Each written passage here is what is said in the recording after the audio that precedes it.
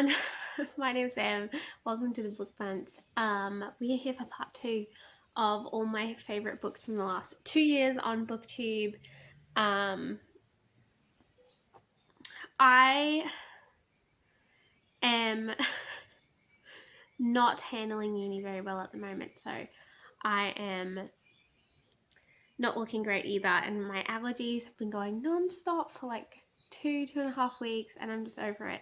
So hopefully I can get through this second video for you guys, and then next week I'm really hoping I'll find time to film the Kindle book part of this video, which is part 3, but we will see, because the next 3 weeks of my life are going to be intense, but we will get through it and God will keep me sane. So I'm just going to try and go through this as fast as I can, because there is an obscene amount of books still to show you guys. But yes, here we go. First one is Tress of the Emerald Sea. This is one of Brandon Sanderson's books from this year, so one of the new releases. I did really enjoy this book. It was much more lighthearted than some of his other books. So if you're not into like the really heavy and sometimes depressing high fantasy stuff, this is actually super lighthearted and much more easily digestible. So this actually might be a good place to start if you want to get into high fantasy, but you don't want to read a really long series, and or you don't want to have your heart broken into a million pieces. So this follows a girl named Tress, and she basically has to leave everything she's ever known to go save her romantic interest. I don't know if they'd actually be considered boyfriend or girlfriend or not. They are in love, but yes, they like can't be together because they're from different like nobilities or whatever, but they're determined to be together anyway. But then they get separated and he gets lost and no one bothers to go find him, so she's like, well, I'm gonna do it.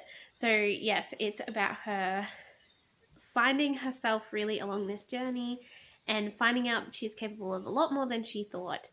And yes, there's like pirate ships and pirates and different things involved. It's a lot of fun. It's really good. And the world building in this one was so interesting. I've never read anything quite like it. So that is Tress of the Emerald Sea. Then more Brandon Sanderson for you. Mistborn.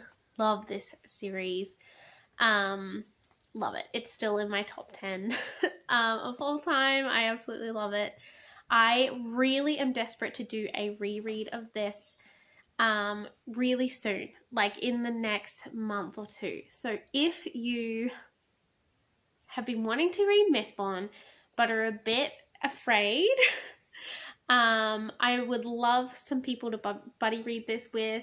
It would be awesome to read this again, and I know what's gonna happen, so I can just be giggling in the background as you guys experience it for the first time. But yes, let me know on Instagram or in the comments below if you would like to join me in reading this series. But this is about a girl named Vin. She is just amazing. I love her. She's still one of my favorite characters of all time. But she is like raised as basically a thief because she was like abandoned and doesn't really have any family.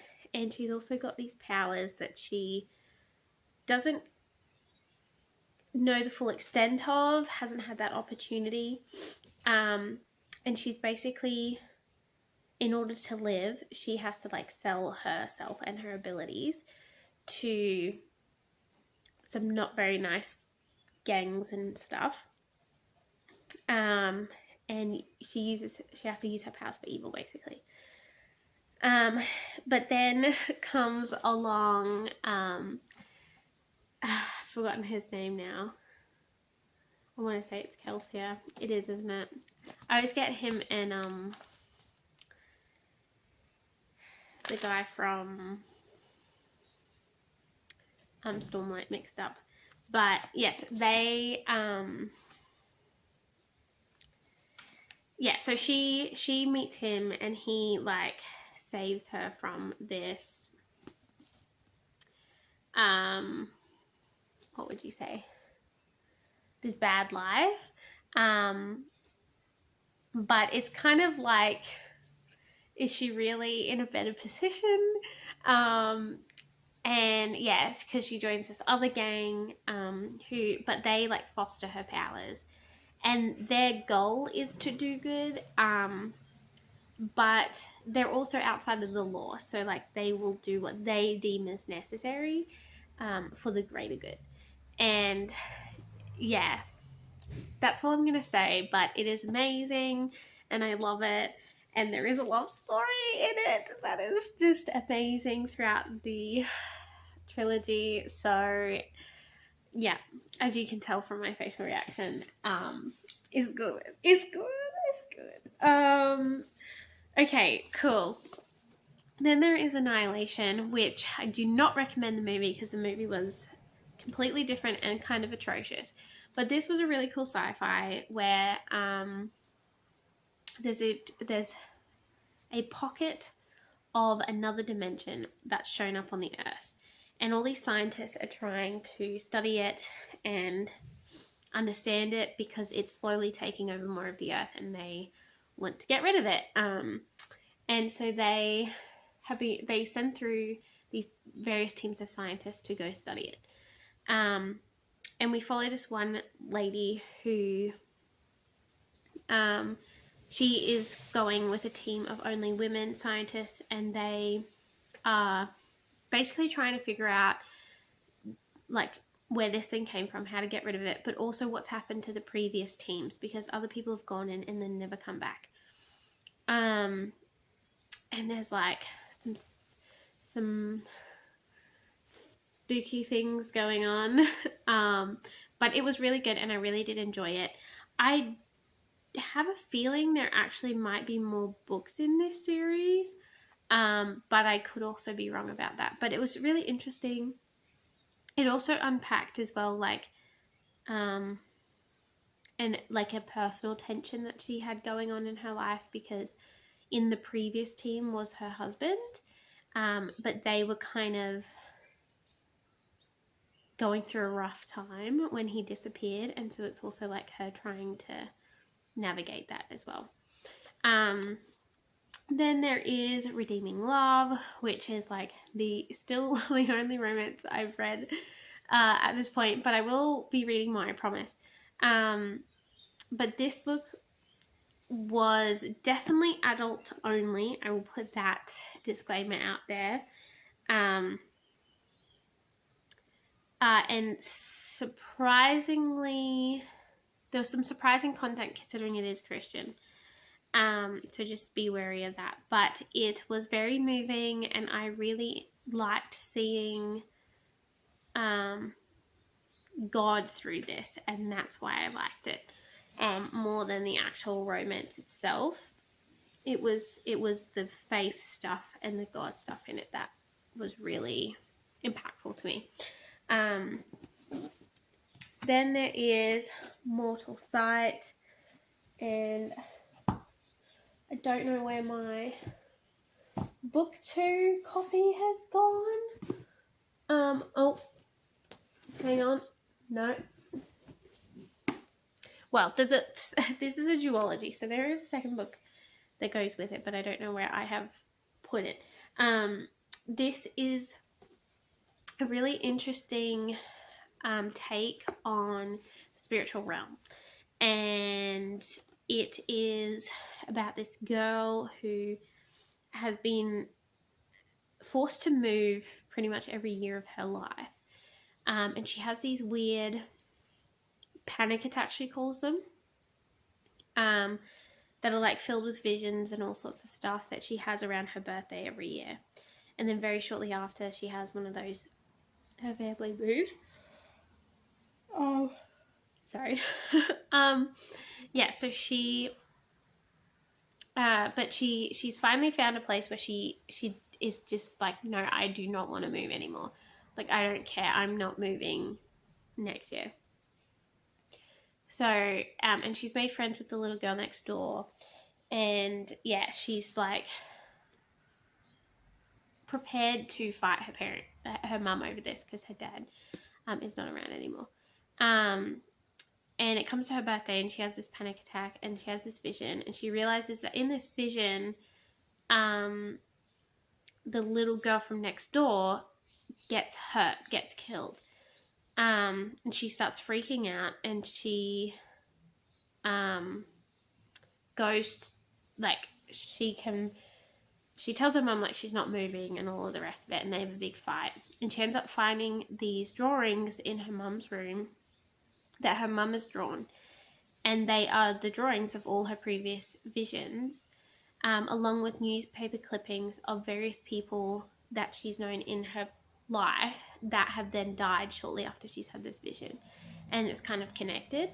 And she's like in shock because why has her mum not told her this, and like what is going on? And so she tries to confront her mum about it, and it just creates this whole fight. And she starts freaking out because she's like, the little girl next door is going to die. And so she tries to save this little girl, but is unsuccessful. And in her attempt to do that, she finds this guy, or this guy finds her, who has his own thing going on. And he basically takes her to this group of people who all have these powers. And these powers allow them to see the spiritual realm, which is what she had been seeing with these visions and stuff.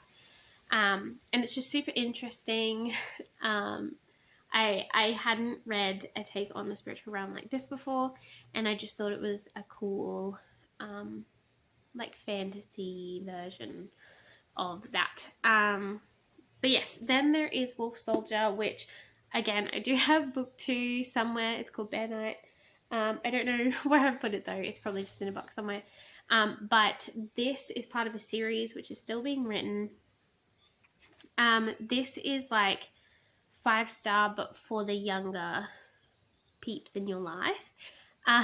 This is about, it's basically classic fantasy, classic video game-esque feel.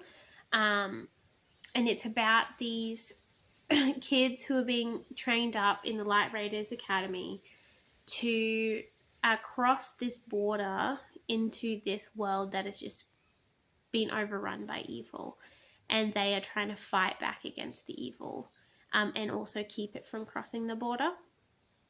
And it was just really nostalgic of like old school classic fantasy kind of situation, but for like a new generation of kids. So if you've got young, like between probably 10 and 15-year-olds in your life, this is a really good series for them to get into. There is also a video game based on it too that they've made. Of course, Mark of the Raven series, which is always a win, or the Ravenwood Saga, I should say. But this is a story about assassins, and it's quite good. It follows our main character, who I've forgotten her name now. Oh, Lady Celine. That's her name, and she is part of the assassin family, and she's like next in line to take over after her mother. But she is at war within herself because she knows that her mother uses their skills for evil and for killing people and for bad things, instead of like trying to use them for good. And she doesn't want to be anything like her mother, but she feels forced to comply because she knows that if she does not, that her younger sisters will be forced to do it in her place, and she just can't stomach the idea of them having to experience what she's experiencing. And then she gets sent on this mission to kill the heir of another house. His name is Damien. And his powers are like water powers, so each house has a different power. But she sees within him, because she like can enter his dreams and like see his soul and stuff, and she sees in him this light that she is just like dumbfounded by, and she desperately wants this light in her life. And so like she can't do it, she can't follow through with the mission. And then she basically has to go on the run from her mother, because her mother's very upset. And yes, it's very interesting and very good, and I liked it a lot. Cool.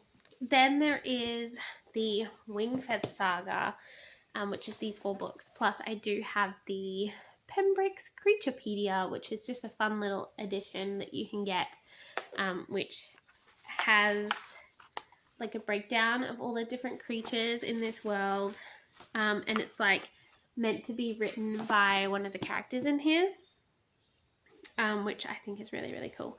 But this series is again more for the younger kids, like 10 to 15, 16 kind of thing.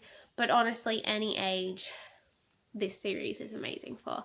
It is funny and it is fun and it is just pure adventure in every way that you want it to be. So there is, you follow these 3 kids that they're siblings, and they, hang on, here's book 1 to show you. They grow up in this town, but like in this world, the ruler is named Nag the Nameless, which is just hilarious to me, because you can't be nameless and then have a name. But anyway, yes, he is like really evil, and he's under his control. He's got all these bad creatures, including these like lizard-like, humanoid lizard-like things, called the Fangs of Dang, I think they're called. Is that what those are called? Yeah, the Fangs of Dang. So they like, these Fangs of Dang patrol all these towns and like really mistreat people and kidnap people, and it's just a bad time.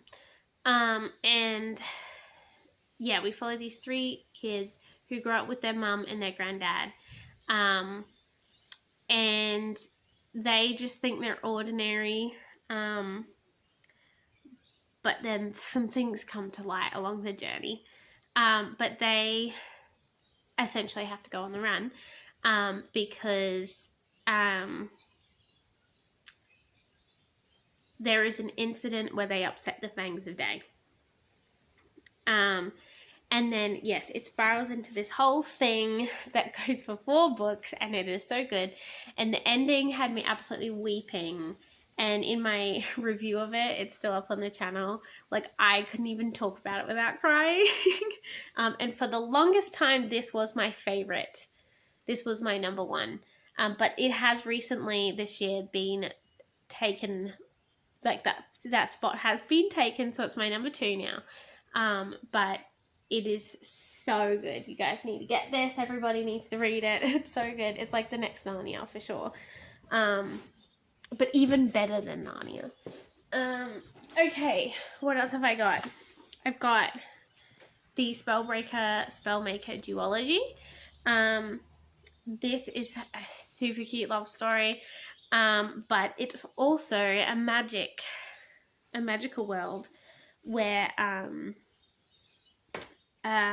there's people who can basically pay for and upskill in magic. They can learn different types of magic, and typically the richer you are, the higher up you can get, because you can afford to pay for the things that give you the magic. Whereas then every now and again there will be people that are born with a natural power to break spells. And we follow this girl who has this power. But she's not really following the rules and has not registered herself. Because it's not illegal unless you're unregistered. Like if you're registered, it's totally fine. They just like have to keep an eye on you and make sure you're using your spell breaking powers for good and not just like ruining all this hard work that everyone's done. But like you can get paid to be a spell breaker and do it all legitimately.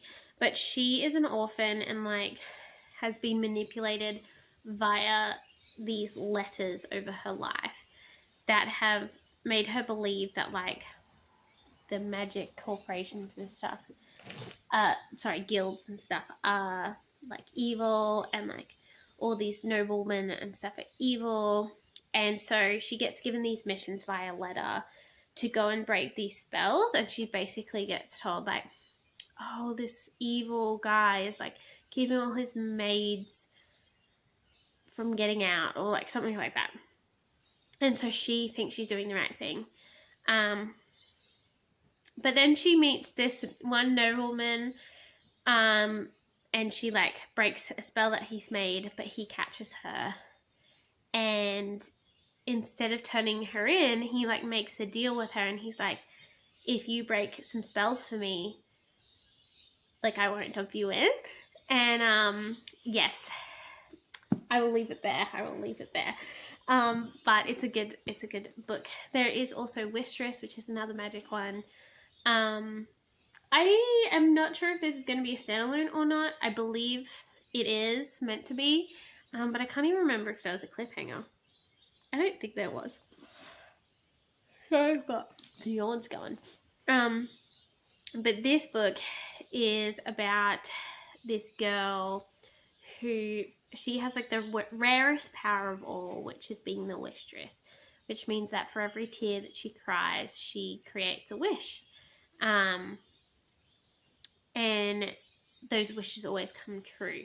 But if the parameters of the wish are not outlined well enough, it can cause damage, and people can die and all sorts of things. And the poor girl has been manipulated her whole life by her grandmother, and not taught to use her powers properly, and so therefore has hurt people. And so she blames herself. And then one day she gives a wish to somebody, and that person ends up cursing her because of an incident that has occurred. And she's been cursed that the next tear that she cries will kill her. So she has to try and control her emotions and control her power and everything. And so she decides to try and find the well where all the powers initially came from, to see if she can break the curse. And yes, it's a very interesting story, filled with quite a lot of stuff. Then there is The Soul Mark, which is a great book about, and this is a duology. Book 2 comes out next year, I believe in the first half of next year. But this book is about this girl who gets exiled to this island because she killed a man in self-defense, but he was a rich nobleman, and so they banish her and strip her of her soul, because they basically don't believe that he would do what she says he did. And so they basically just say she is a cold-blooded killer instead of someone who is acting in self-defense. And so she gets exiled to this island, and this island is full of all of the criminals and all of the people who have been sacrificed, have had their souls sacrificed for the greater good. And yes, she has to adjust with that. There is people that she knows on the island, and she tries to find out what's happened to them. But there is a major cliffhanger at the end of this book, so do not read this if you are not good at waiting for the next book, because I was not expecting it and it slammed me, and now I'm still waiting for book 2. But yes, that is the soul mark. Then there is Cleaning Up Your Mental Mess, which is a really good Christian psychology book, which I got. It's written by this doctor, and I think she's also quoted one of her other doctor friends. She's a doctor in pathology, communication pathology, and neuroscience. And she has written this book based on a study that she's been doing for the last 20 years or 30 years or something, with like her and her research team, about like effects on the brain and like what stress does to us essentially, and how we can undo the damage that anxiety, stress, and toxic thinking can cause. It was so fascinating. It was a bit sciencey, but it was also dumbed down enough that I understood what she was talking about. And it was also helpful because there's actually steps in there of how you can do what she's saying will fix some of that damage. So it was really good and I really enjoyed it. Then there is Stormlight, which I'm still reading book 3. I must be up to book 3. I am enjoying the series, but it's not 100% clean throughout the entire thing. But it's like 99.9% clean. So I am still going to recommend it to you guys, and just preface to read with caution, because it also depends on where your sensibilities lie. But this book 1 and book 2 were perfectly clean. It's just book 3 that started to be a little bit iffy for me personally. But this is super high fantasy, super intense. Each of these books is 1,200 pages long. So unless you got a lot of time, I don't really recommend you starting it. But if you're happy to waste hours, this is a good series. It's kind of slow burn. Well, it's very slow burn in regards to action.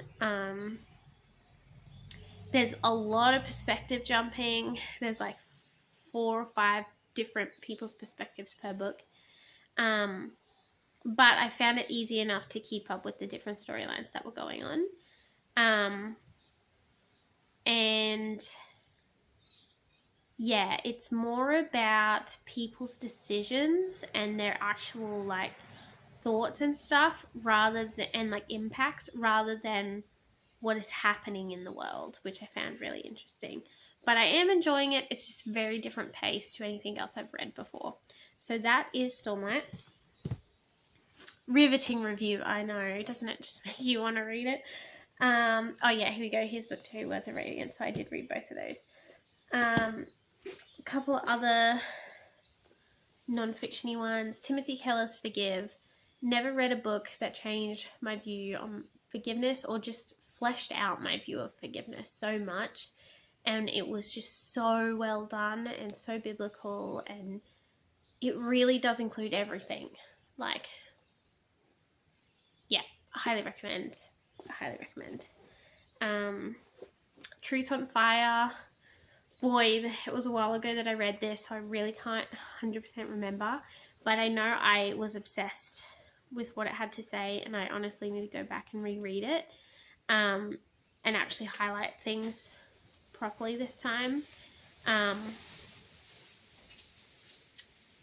But you'll have to go check out my original review if you want to know what it's about, because I can't remember. But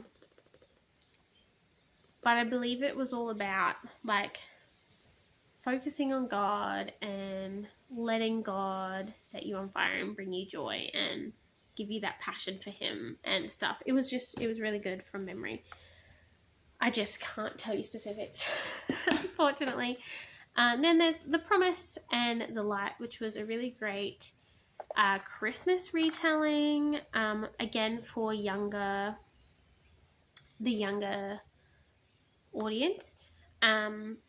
This was also interesting because it actually talks about how, like, Joseph and Mary were children basically when they had Jesus, and it talks about how, like, it actually talks about what it would have been like in that period of time between her finding out she was pregnant and him still marrying her, and like that whole decision, and like the shame and the guilt and the, like, yeah, judgment that would have been involved in that. And I just found that really interesting. I don't know, I had never read a retelling around that story before, like around that, well, historical event, really. And I just really appreciated the perspective. And yes, it is like a story, like it's written as a story. There's a big plane going past because we've been having bushfires. Yeah, that's the promise of the light for a good Christmas read. Another really good Christmas read is The Enchanted Sonata. Love this. This is the Nutcracker Christmas and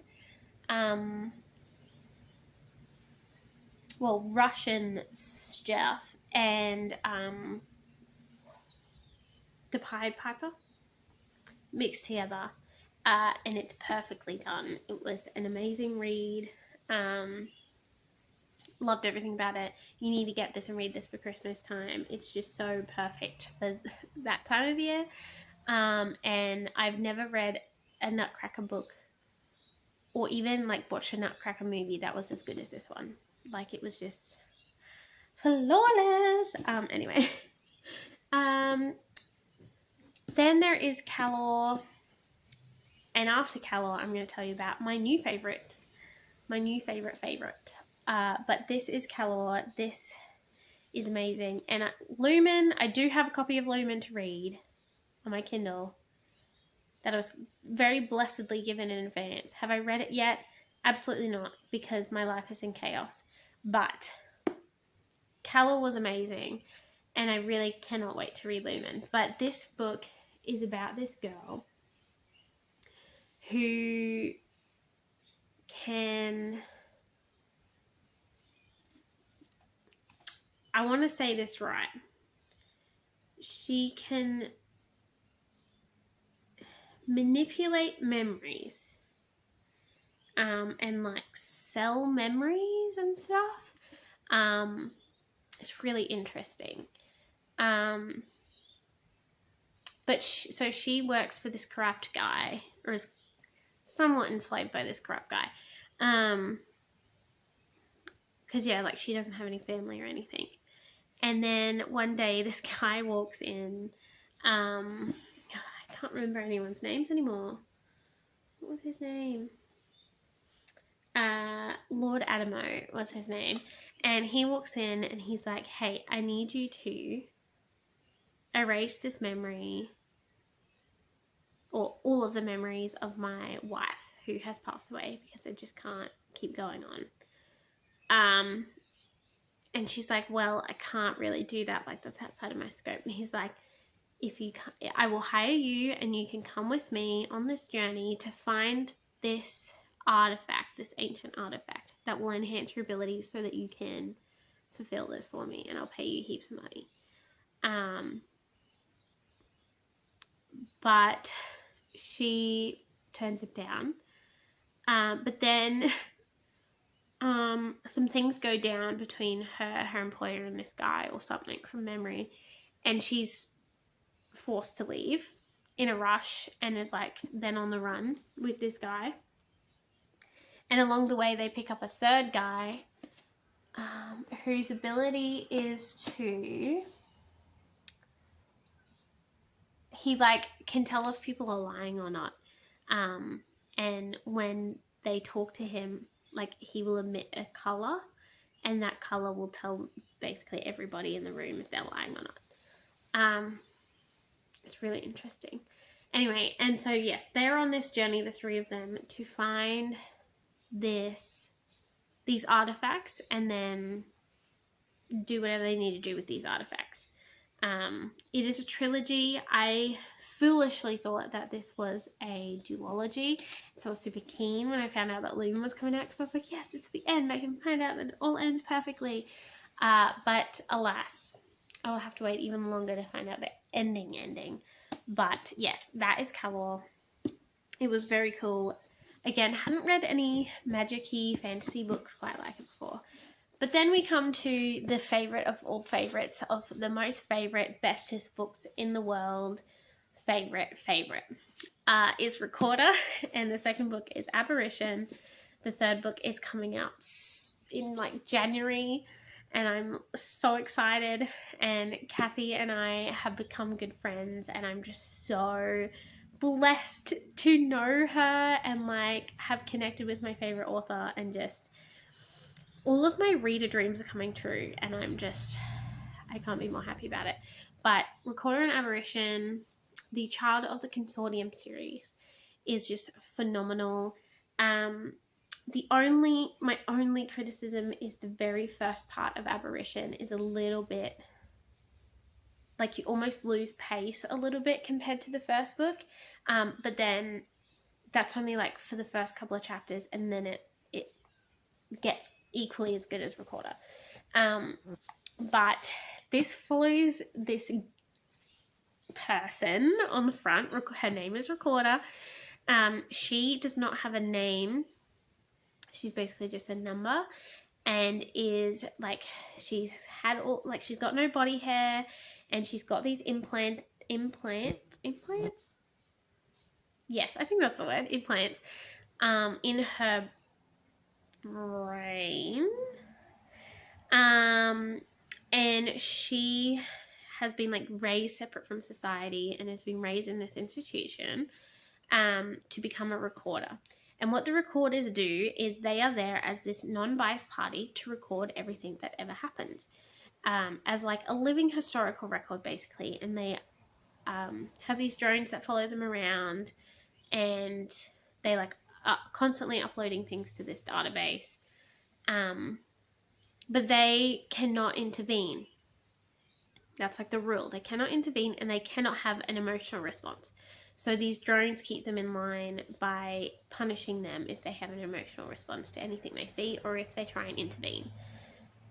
And essentially, if they get out of line too much, they get decommissioned. And so, yes, she is on a mission. But during the mission, her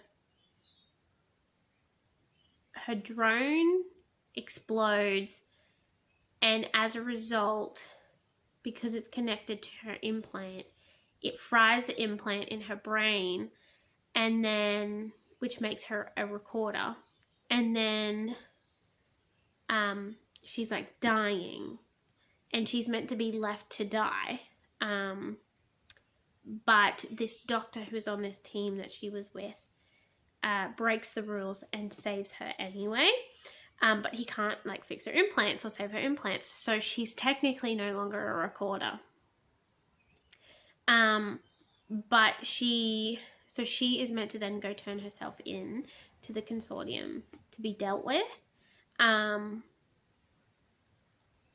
all this stuff is happening at the same time. And yeah, you follow her as she like struggles to become human basically, like, because she starts growing hair, she starts having her own feelings, she doesn't really know what to do with herself. And it's such an interesting perspective. It's like the most interesting perspective I've ever read from, because it's almost like reading from an AI, but it's not an AI, it's a person. And like, it's just so good. It's like every sci-fi lover's dream, basically, is what I'm saying. And yes, you need to read it. It's the best of the best of the best of the best of the best.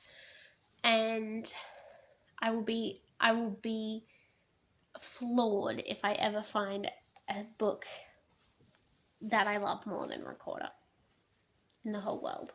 Ever in the whole world. It's just perfect. It's a perfect fiction book. But yes, that is The Children of the Consortium. So that is all the ones, at least, that I have not stored away and have not lost track of. Sorry, guys. But yes, let me know if you want to join the Mistborn reread / if it's your first time, that's cool too. I'm not going to give any spoilers. I will read it with you and be excited for you and devastated along with you, because there's some devastating bits in there. The ending is, boy, soul shattering. But it's worth it. I still think the whole series is worth the pain. Yes, so that is everything for now, guys. I will see you in, hopefully, next week's video. But if not, it'll be, like, it will happen in the next week and a half kind of situation. And then, yes, back to normal programming, basically. Thank you for the last 2 years and for all of your support and everything. I really have appreciated it.